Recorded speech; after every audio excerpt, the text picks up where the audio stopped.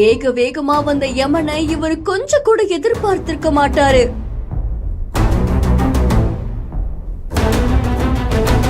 புதுசா காரை வாங்கிட்ட உறவினர்கள் கிட்ட காட்டலாம் நினைச்சவருக்கு இப்படி ஒரு துயரமா?